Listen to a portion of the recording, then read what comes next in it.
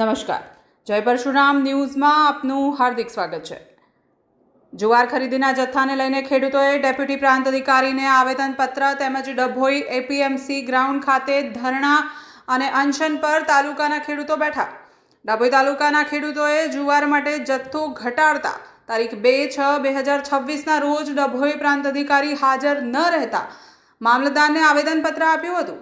તેનો નિકાલ આવતા આજે તારીખ 12/6/2026ના રોજ બીજી વાર ખેડૂતોના પ્રશ્નો નિરાકરણ ન આવતા ડભોઈ પ્રાંત અધિકારીને આવેદનપત્ર આપવા જતા પ્રાંત અધિકારી હાજર ન રહેતા ડેપ્યુટી પ્રાંત અધિકારીને ખેડૂતોએ આવેદનપત્ર આપ્યું। ડભોઈ તાલુકાના ખેડૂતો માટે જુવારના જથ્થાનો 1850 હેક્ટર દીઠ કિલો નક્કી થયેલ હોય સરકારે પોતાની મનમાની કરી જુવાર માટે જથ્થો ઘટાડી 1000 કિલો કરતા ખેડૂતો નારાજ થતા ડભોઈ તાલુકાના 200 થી 300 ખેડૂતો મોટી સંખ્યામાં રેલી સ્વરૂપે ડભોઈ પ્રાંત ઓફિસે આવી બીજી વાર પ્રાંત અધિકારી હાજર ન રહેતા ડેપ્યુટી પ્રાંત અધિકારીને ડભોઈના ખેડૂતોએ આવેદનપત્ર આપ્યું હતું।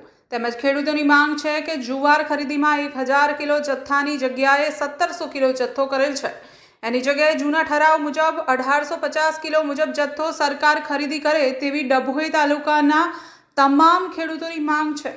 સરકારે 1 મહિનામાં ત્રીજી વખત ઠરાવ બદલી નાખતા ખેડૂતોને ખૂબ મોટું આર્થિક નુકસાન થયું છે, માટે એપીએમસી ગ્રાઉન્ડ ખાતે ધરણા પ્રદર્શન અને અનશન પર ખેડૂતોને બેસવાની ફરજ પડી છે।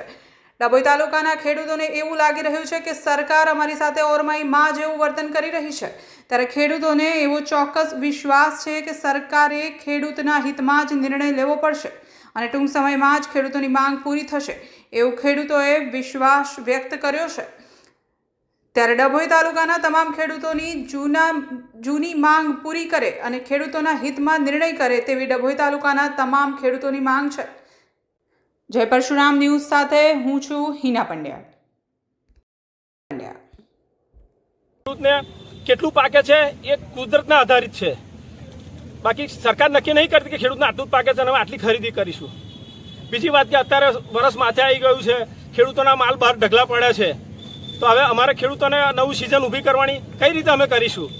અમે લોનો ભરવાની હોય છે, સરકાર એવું કહે સમયસર લોન ભરાય તો તમારો વ્યાજ માફ થશે। આ સમયસર લોન નહીં ભરવાનું તમારું વ્યાજ કઈથી માફ થવાનું? તો ખેડૂત ડૂબવાનો છે એની અંદર। તો અમારી સરકારને એક અરજ છે કે અમારી જૂની માંગ છે એ જ પૂરી કરે અને આ વહેલી તકે અમારો નિર્ણય લાવે એવી અમારા બધા ખેડૂતોની ડભોઈ તાલુકાના દરેક ખેડૂતને એવી નમ્ર વિનંતી છે કે અમારો માલ વહેલી તકે ખરીદે અને અમારો નિવેડો લાવે। આ નિર્ણય નહીં આવે તો શું કરશો? આ નિર્ણય નહીં આવે તો અમે જે નિર્ણય લીધો છે જ્યાં સુધી નિર્ણય નહીં આવે ત્યાં સુધી અમે અપવાસ ઉપર રહીશું અને અમારી લડત ચાલુ રાખશું। શું નામ આપનું? મારું નામ મનોજભાઈ શંકરભાઈ પટેલ, ગામ વસઈ।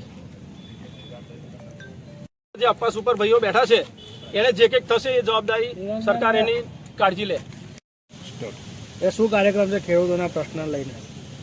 આજ રોજ અમે એમએસપીના ભાવથી જે જુવાર ખરીદી થતી હતી એના અંતર્ગત પ્રાંત અધિકારીને આવેદનપત્ર આપવા ગયેલા। ત્યાં આગળ એ ગેરહાજર હતા, એમની જગ્યા પર ડેપ્યુટી કલેક્ટરને આપણે આવેદનપત્ર આપી અને અમારી માંગ મૂકી છે।